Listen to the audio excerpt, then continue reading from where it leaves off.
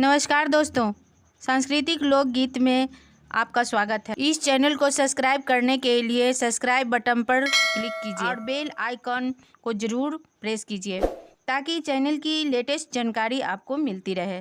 तो चलिए सुनते हैं लोक भजन।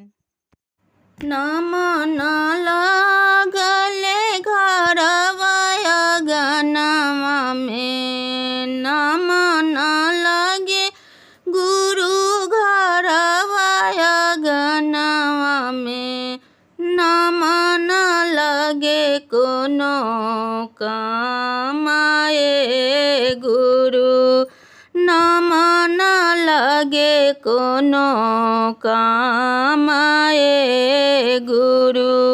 एक तो मन लागे गुरु के भजनिया में, एक तो मन लागे गुरु के भजनवा में, दया मिलले भरपूर ए गुरु, दया मिलले भरपूर ए गुरु।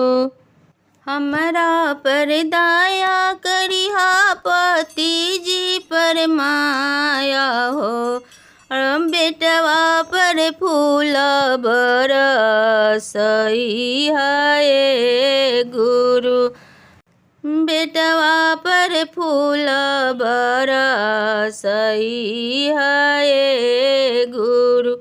नाम ना लागे गुरु घरवा गनवा में, नाम ना लागे गुरु घरवा गनवा में, नाम ना लागे कोनो कामाए गुरु, नाम ना लागे कोनो कामाए गुरु।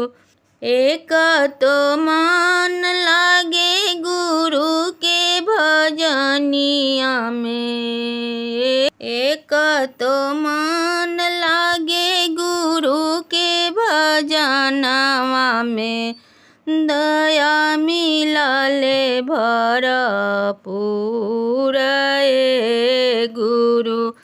बेटवा पर दया करिहा पतोहिया पर माया हो, बेटवा पर दया करिहा पुतोहिया पर माया हो, पोतवा पर फूला बरसई है गुरु, पोतवा पर फूल बरसई है गुरु।